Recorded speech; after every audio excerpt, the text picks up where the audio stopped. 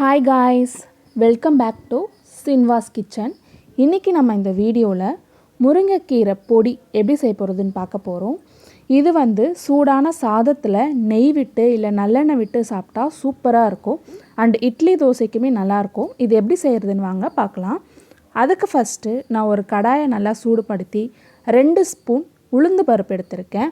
அதை ஆட் பண்ணிக்கோங்க. And 1 spoon கடலைப்பருப்பு, 1 ஸ்பூன் துவரம்பருப்பு, இது மூணுத்தையும் நல்லா பொன்னிறமாக வர வரைக்கும் நல்லா வறுத்து எடுத்துக்கணும். எண்ணெய் விடக்கூடாது. எண்ணெய் விடாமல் நல்லா இந்த பருப்பை வெறும் கடாயில் வறுத்து எடுத்துக்கலாம். இங்கே பார்த்தீங்கன்னா பருப்பு நல்லா வறுபட்டுடுச்சு, கோல்டன் ப்ரௌன் கலர் வந்துடுச்சு. இதை எடுத்து ஆற வச்சுக்கலாம். அடுத்து நம்ம எடுத்து வச்சுருக்க முருங்கைக்கீரை, இதை நான் ஆல்ரெடி க்ளீன் பண்ணி ஒரு நாள் நிழலில் காய வச்சு எடுத்திருக்கேன். அதை இது கூட ஆட் பண்ணிக்கலாம். இப்போ பார்த்தீங்கன்னா இது கையில் எடுத்தால் அப்படியே நல்லா பொடியாகணும். அப்போ தான் இது நல்லா கரெக்டான பக்குவத்தில் இருக்குதுன்னு அர்த்தம். இதை எடுத்து நம்ம இப்போ ஆற வச்சுக்கலாம். அடுத்து கடாயில் 1 ஸ்பூன் எண்ணெய் விட்டு ஒரு 10 பல்லு பூண்டு ஆட் பண்ணிக்கோங்க. பூண்டு நல்லா வறுத்துக்கோங்க. இந்த எண்ணெயிலே அந்த பூண்டு நல்லா வறுபடணும். பூண்டு நல்லா வறுத்ததுக்கப்புறமா 1 ஸ்பூன் சீரகம் அண்டு ஒரு 1/4 ஸ்பூன் மிளகு போட்டுக்கோங்க. மிளகு ரொம்ப ஆட் பண்ணிக்காதீங்க, 1/4 ஸ்பூன் போட்டுக்கோங்க போதும்.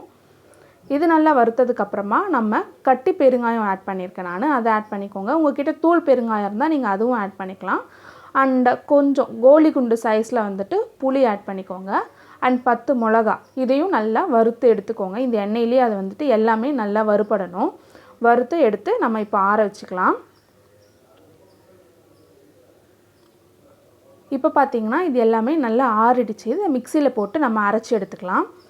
இப்போ அரைச்சி எடுத்துகிட்டு வந்தாச்சு. இங்கே பாருங்கள், இதில் நம்ம தேவையான அளவு உப்பு ஆட் பண்ணிவிட்டு இதை நல்லா மிக்ஸ் பண்ணி விட்டுக்கோங்க.